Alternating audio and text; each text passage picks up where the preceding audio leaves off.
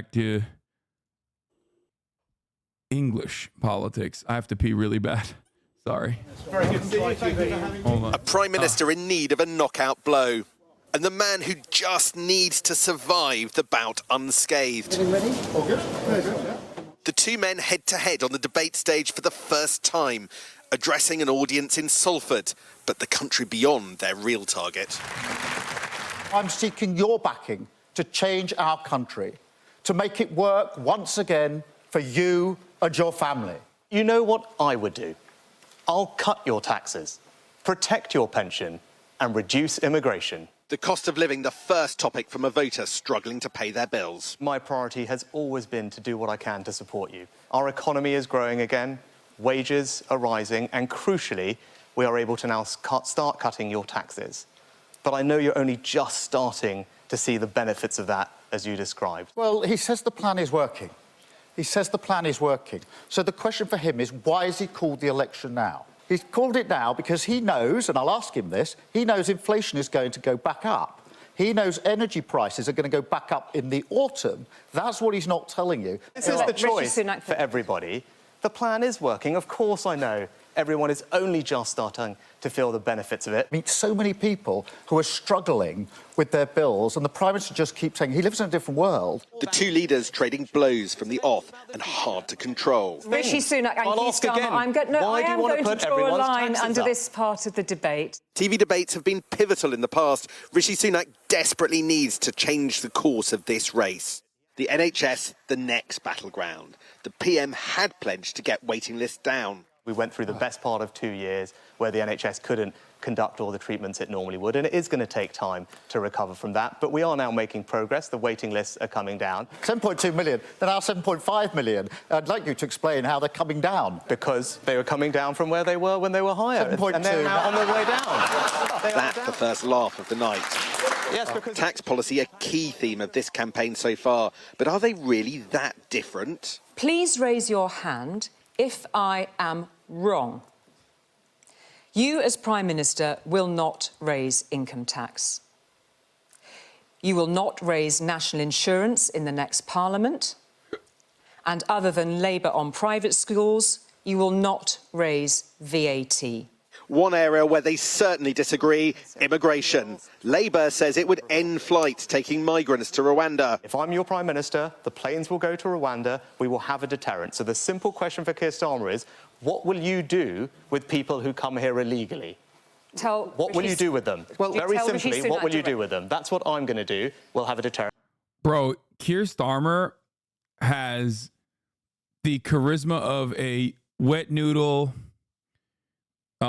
Every time I watch him perform, it makes me feel like I'm like stepping on a water puddle with my socks on, no shoes.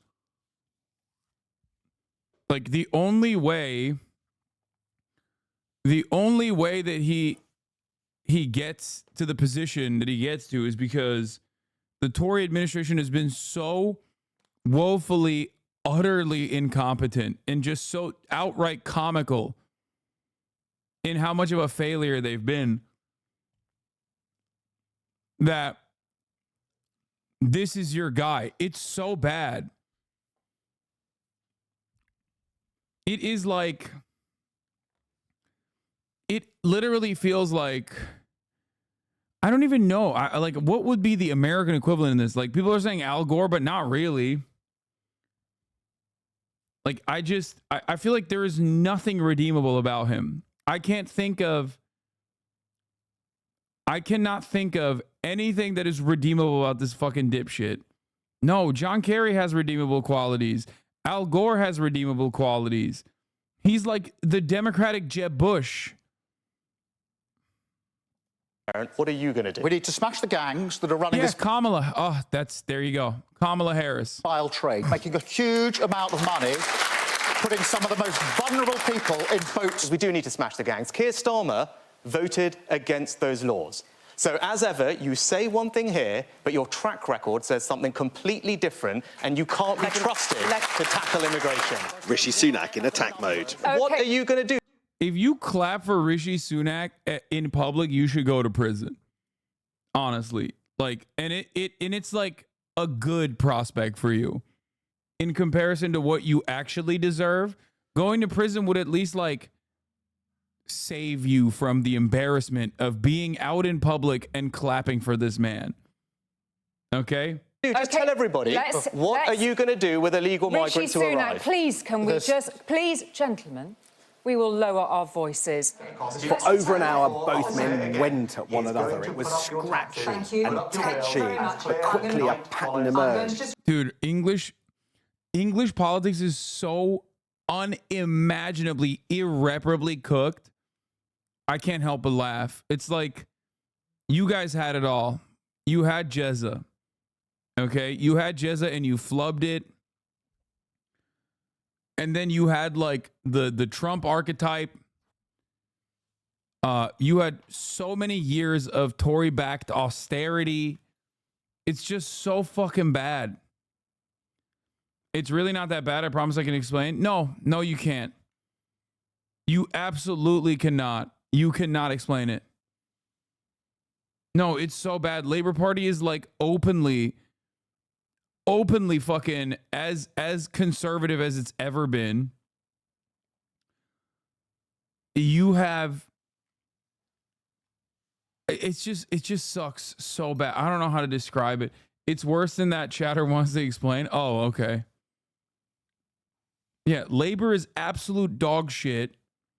And the Tories are Tories. I mean, it's like you have on the one hand the pedophile party, okay, and on the other hand you have this dog shit, also Tory party that at least is like, you know, we don't know their position on pedophilia. Like that's it. The British people have a choice here. You either vote for the pro-pedophilia party or the other party that like, you don't really know. There's just like. But with the same positions overall for the most part. Yeah, Starmer's to the right of Blair. Like that's why I'm saying it's like worse. It's fucking worse. Which one is the pro-pedo? Come on, it's the Tories, obviously. Pedophilia.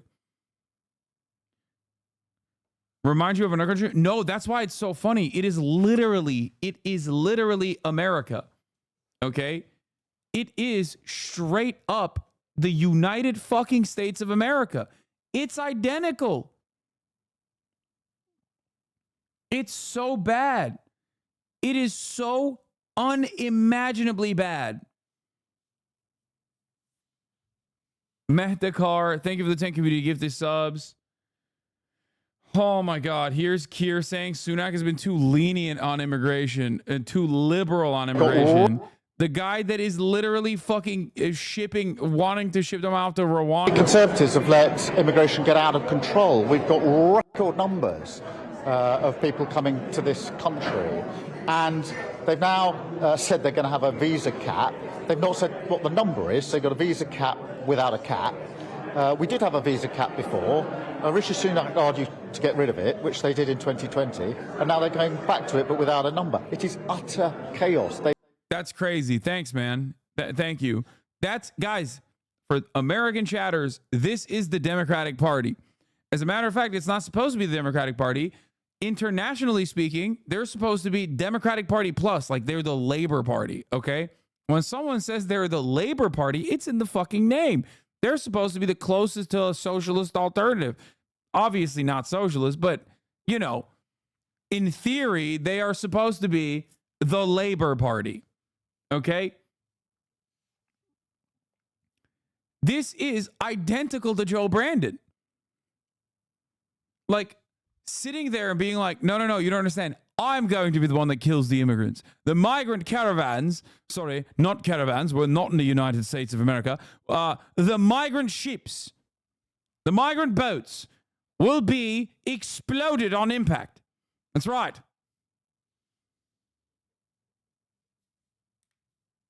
It's great. The flotillas and the rafts will stop under my watch. They've lost control, and that's why net migration is far too high. This government has lost control. It is now more than twice as high as it was when we were in the EU. That's the irony of it. This Prime Minister is actually, for all his tough talk, is the most liberal Prime The Royal Navy will service this dilly-dally. That's right. Minister when it comes to immigration. Those numbers have gone through the roof. The Conservatives have let... That's sick, man. Thank you. Thank you for thank you for telling us your position as the left party in the UK, as the only viable left party in the UK, the leader of said left party. You believe that you are going to have a more hardline approach than the guy who wants to ship them to Rwanda. Okay? Thank you. Yes, Rishi Sunak is actually quite liberal. The gray name man. I can explain why he has this stance. People expect Starmer to move leftwards in a few years. The issue is trust cooked the economy so bad it's impossible to do anything. There are great elements still in labor which will act as a pressure group. Okay, dude. I promise it ain't that bad. Dude, it is that bad and worse. You will never convince me that the Labour Party in the last 5 years did not spend most of its time gutting any kind of real leftward momentum in its own party with ridiculous fucking claims of anti-Semitism that was concocted, by the way, openly concocted by the current administration of the Labour Party itself. It is so bad. They had a Night of the Long Knives style situation within the Labour Party.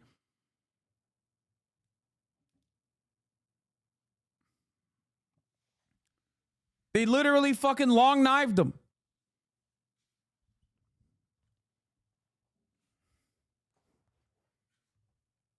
There is nothing redeemable about the fucking Labour Party at this point. He can't do shit because of the cooked economy. Yeah, okay. Like, obviously, the Tories suck across the board. The Tories are responsible for every awful thing that has happened in the UK in perpetuity.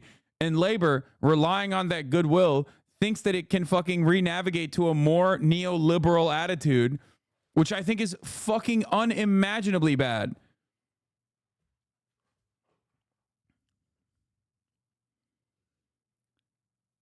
The Labour Party membership in support of Corbyn were kicked out en masse, nearly halving membership. The left is dead in Labour more than it ever was before. Yeah. They banned an MP from Labour for tweeting a Jon Stewart clip, for liking a Jon Stewart skit on Israel. Like the US, of course, we have a first past the post system. So the Labour Party is meant to be a broad church to include views like mine. So I would be considered to be, the squad side. Remind me about the anti-Semitism Labour purge not too long ago. The Labour Party internally capitulated to like the incredible media created hysteria surrounding anti-Semitism in the Labour Party backed by Corbyn. They smeared Corbyn as an anti-Semite. So much so that that was the only fucking thing that he could ever address in the media, was that he was not an anti-Semite. That's it. Like that is constantly what they did.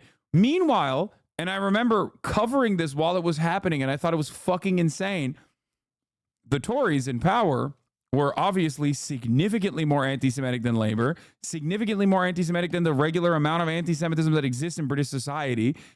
And not only that, but they were literally putting up a statue of Nancy Astor, who once famously fucking said Hitler had the right idea about Jews. And the real reason for why this kind of anti-Semitism smears were operating in British media, which is incredibly fucking reactionary, okay, was because these guys were anti-Zionist broadly. That's it.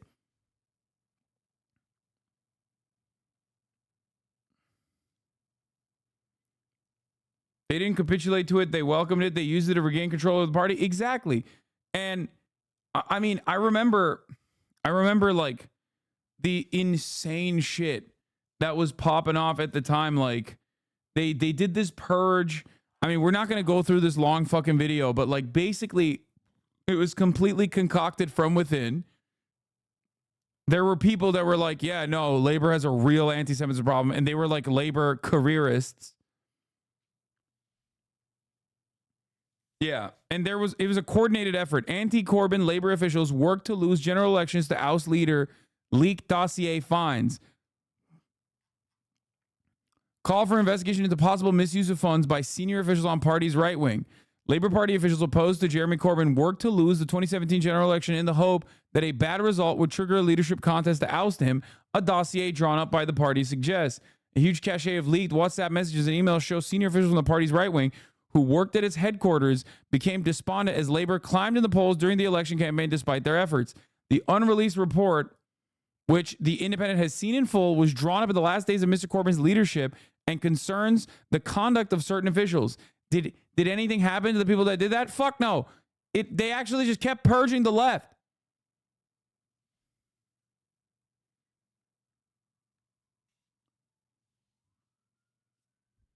I'm sorry.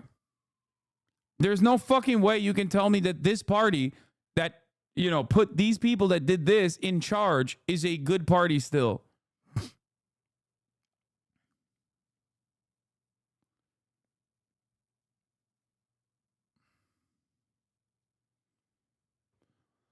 Huh. It's not that simple, though. You got to recognize that. You cannot personally justify this, no matter how diehard of a Labor supporter you are. Okay? A 179-seat majority is so large the party will split. The progressive voices will prevail from that split. She was undermining other candidates and threatening canvassers just this week. Just last week, they were wrong, suspend her, but also it's not like she was a leftist. She wasn't even left of Zara Sultana, for example. It doesn't matter. It's still fucking ridiculous, dude.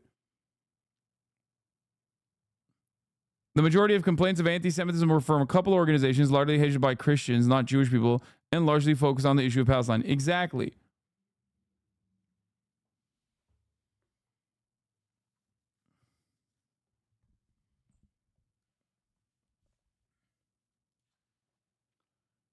Here. Are you famous? No. Faiza Shaheen had hoped she'd be running as a Labour candidate with her baby in tow on the doorsteps. An unexpected meeting, though, with Labour's National Executive Committee, the people who choose candidates, changed that course. She's spoken about her disappointment in the decision. I didn't expect to be treated this way, and that's maybe naive of me. But Channel 4 News has obtained an exclusive audio recording of just how that meeting went down. Sorry, let me compose myself. I think the baby can feel my stress. The meeting happened on... Corbyn, what is it? Where is it? Corbyn famously wanted to have dialogue with the Muslim, refer to them as friends. White English people never forgave him for that. No, it's not just that. It was also his attitude towards the IRA. That was another reason. And he was a fucking actual real leftist. That's it. Okay? He spent his whole goddamn life fighting against apartheid. Get the fuck out of here. Of course they hate that shit.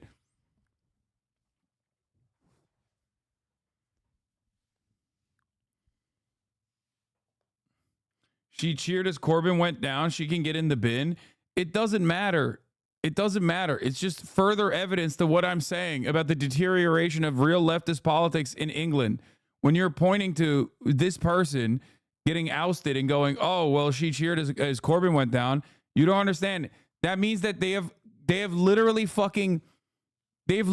gotten even further right wing than the position they were at with Corbyn.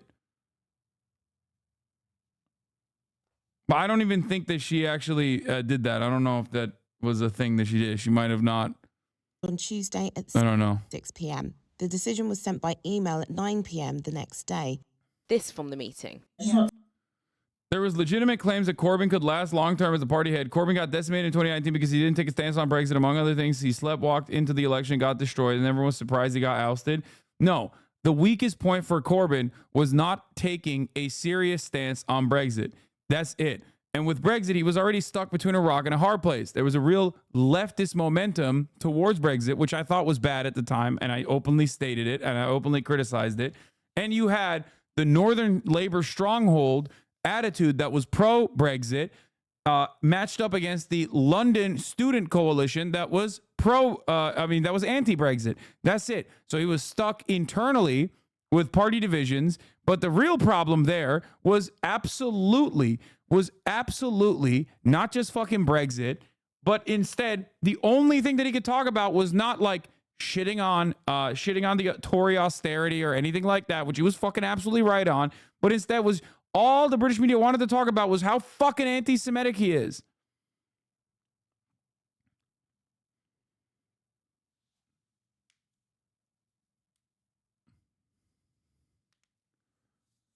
The only reason why Labour seemingly is electable now, or Keir Starmer is seemingly electable in comparison to Jeremy Corbyn, is specifically because of the many different Tory fuck-ups, which in hindsight don't even seem that fucking bad, really, when we think about it. Think about what happened to Boris Johnson, bro. He fucking partied during COVID, and people were so serious about it at the time that they like fucking clapped his ass for that reason. Turns out he was the greatest gift to the fucking Tories in general, because every single person that they've put into a position of power since then has been increasingly worse. A sequence of massive failure after failure after failure after failure since then. And even then, Keir Starmer should be literally winning every fucking district, okay? And the only reason why he's not is because he can't even take advantage of the fucking death spiral that the Tories are in. Yeah, the only good thing that the Tories ever did was Liz Truss assassinated the Queen. That's it, okay? She walked in there, shook her hand, and she perished. Remember Liz Truss, guys? Remember her? Constituency, not district. I apologize for not using the right terminology when speaking about British Parliament and British politics in general. I apologize. Anyway, Hasan sees a white person running for office and instantly claims they are racist and have no redeemable qualities. That's so funny. At the top of the hour, you fucking think that this is going to be a solid ass way to bait me. Okay? You think that this is going to be a good ass fucking bait, especially after I just glazed up Jezza, okay, my goat, the king, Jeremy Corbyn, for like the past 30 minutes. Probably one of my favorite politicians. And he surely is a white man. I hope you know that. I don't know you know that or not, but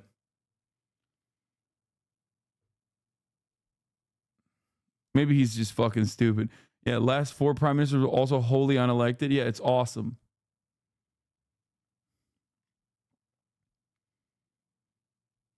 It's not even bait. This is a normal English UK chatter. Wait, really? ADL! Listen! Corbyn was not white. He liked fucking mussies. We need to defend England, mate. Fucking hell. There's kebab shops in every corner. It's fucking Londonistan.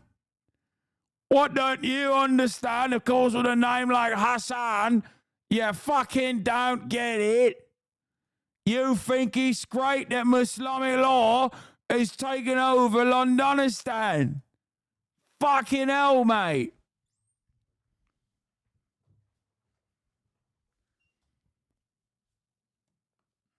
This is an L opinion. Jeremy Corbyn sucks. Yes, this is an L opinion. You're right. Saying that Jeremy Corbyn sucks is an L opinion. I'm glad that you announced it ahead of time.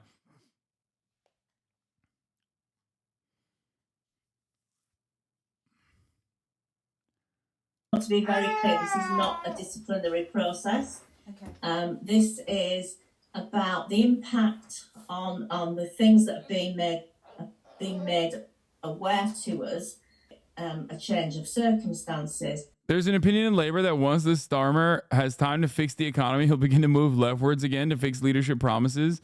To his leadership promises, he already said he will renationalize our rails.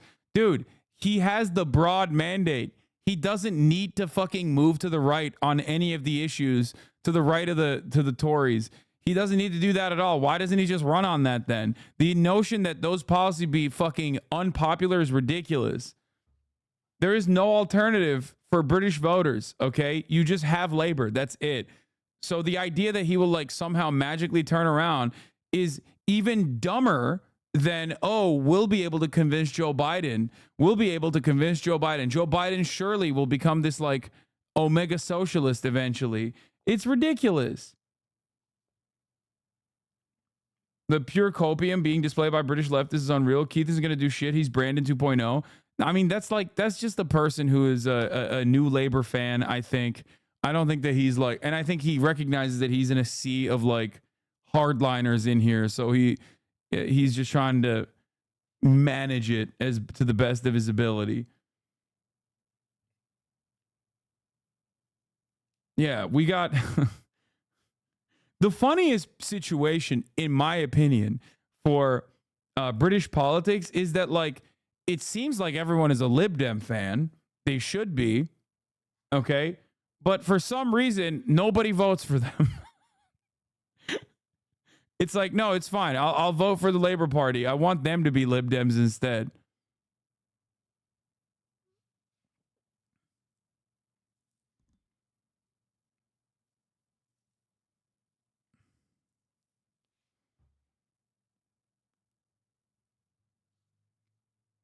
The lad's 100% a party member, coping that leftists aren't excited for Starmer like they were for Corbyn.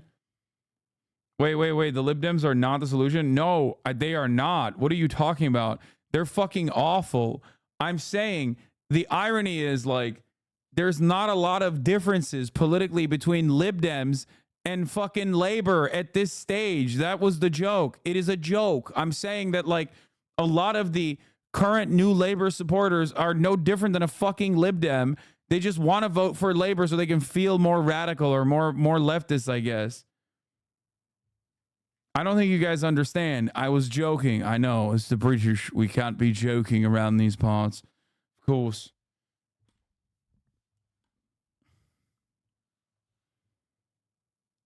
And it's about the electoral impact this may have as we go forward into the election. So just, if you need to stop, Faisy, just let me know, that's fine. Yeah, I'm so sorry. I just thought I would have some childcare. My husband's not in from work yet. It's just, No. The three NEC members on the call run through an outline of social media activity dating back to 2014, and Faiza Shaheen is asked to explain herself, including a post which featured an American television sketch mocking Israeli and Palestinian hardliners with a caption about the Israel lobby, which she says she did not see and has since apologized for. By the way, apologizing for that is so cucked. And a similar thing is happening here in America with Jamal Bowman. For those of you who don't know, Jamal Bowman, obviously, he is a part of the squad. He's not, I wouldn't say he's like my favorite squad member. There's plenty of things that I have like disagreed with him on. But right now he's under attack. Under attack by AIPAC. And what is going on with Jamal Bowman is that, hold on, I forgot to respond to his team actually.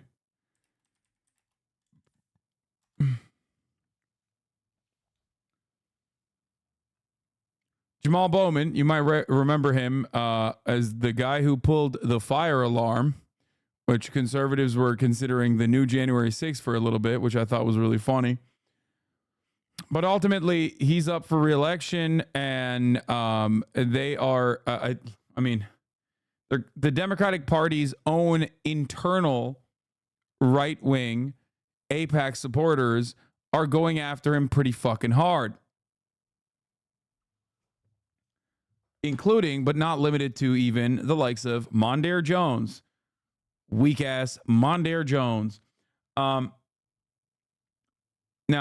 you might not personally appreciate all the things that Jamal Bowman has said, but on Israel, he is 100% in the right, and everyone is fucking coming after him.